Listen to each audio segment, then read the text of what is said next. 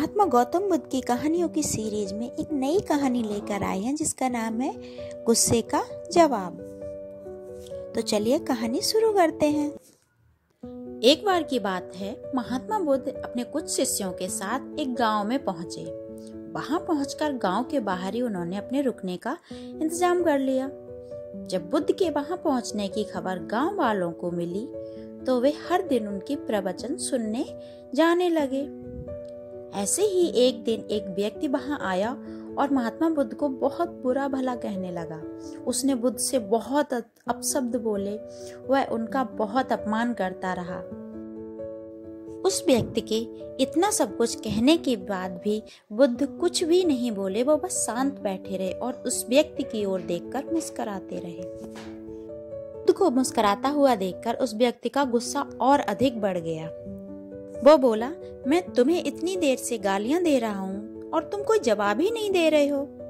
यह सुनकर बुद्ध ने बड़े शांत स्वर में कहा, अगर कोई तुम्हें कोई वस्तु दे और तुम उसे स्वीकार ही ना करो या उसे लो ही ना, तो वह वस्तु किसके पास रहेगी? यह सुन वह व्यक्ति बोला, जो दे रहा है उसी के पास रहेगी। तब बुद्ध मुस्कुराकर बोले, ठीक वैसे ही तुमने मुझे अपशब्द कहे, गालियां दी, बुरा भला कहा, किंतु मैंने उसे स्वीकार ही नहीं किया और मेरे ऐसा करने पर वे तुम्हारे पास ही रहीं, वे मुझ तक नहीं आई। यह सुनकर वो व्यक्ति बुद्ध के चरणों में गिर गया। वो उनसे क्षमा मांगते हुए बोला, प्रभु मुझे क्षमा कर दीजिए, मुझसे अज्ञानवश बहुत बड़ी गलती हो गई है। आज के बाद मैं कभी किसी के साथ ऐसा व्यवहार नहीं करूंगा। बस आज आप मुझे अपनी शरण में ले लीजिए। इस कहानी से हमें सीख मिलती है कि गुस्से का जवाब सदैव गुस्से से ही नहीं अपितु धैर्य व शांति से भी देना चाहिए।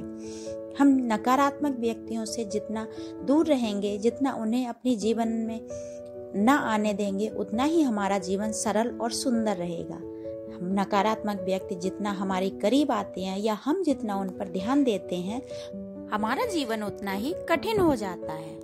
इसलिए जीवन को सरल और सुंदर बनाने के लिए ऐसे लोगों से दूर रहें।